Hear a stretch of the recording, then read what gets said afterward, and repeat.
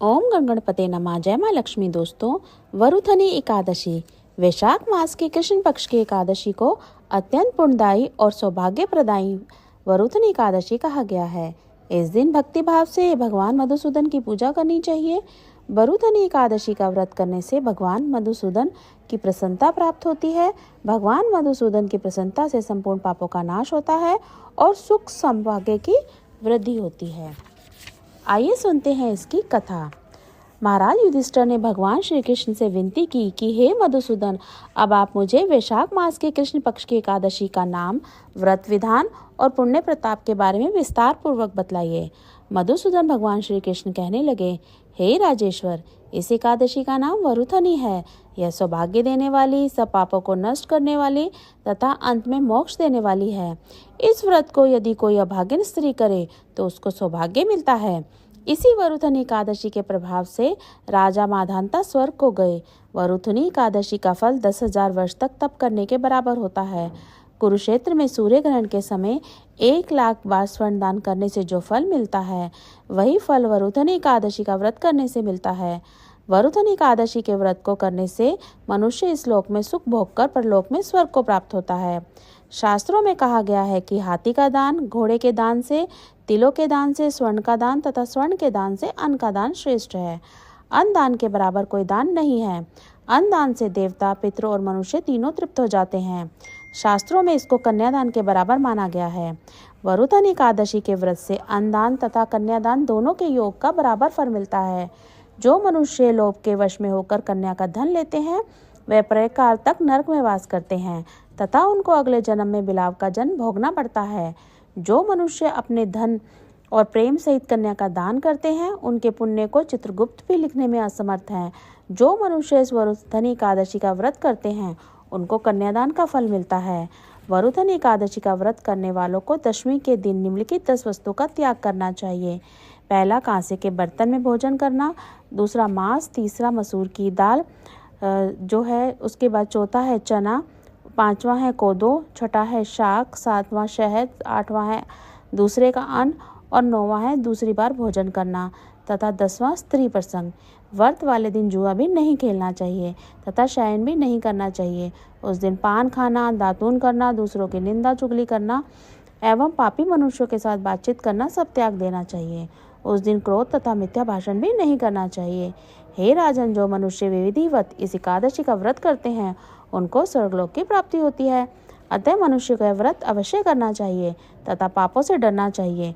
इस व्रत के महात्म्य को पढ़ने तथा सुनने मात्र से 1,000 गोदान का फल मिलता है और इसका फल गंगा स्नान से भी अधिक होता है। यहीं पर वरुथनी एकादशी की कथा समाप्त होती है। आइए करते हैं जगदीश्वर जी की आरती। ओम जय जगदीश हरे, स्वामी जय जगदीश हरे। भक्त जनों के संकट, दास जनों के अवगुण क्षण में दूर करे। ओम जय जगदीश हरे। जो ध्यावे फल पावे, दुख बिन से मन का, स्वामी दुख बिन से मन का। सुख संपत्ति घर आवे, कष्ट मिटे तन का। ओम जय जगदीश हरे।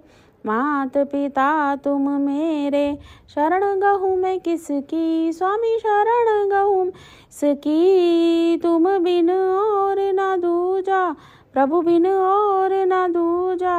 आस करूँ मैं किसकी। ओम जय जगदीश हरे। तुम पूर्ण परमात्मा, तुम अंतर्यामी, स्वामी तुम अंतर्यामी। पार ब्रह्म परमेश्वर, पार ब्रह्म परमेश्वर, तुम सबके स्वामी। ओम जय जगदीश हरे। तुम करुणा के सागर, तुम पालन करता, स्वामी तुम पालन करता। मैं मूर्ख कल कामी, मैं सेवक तुम, स्वामी कृपा करो भरता।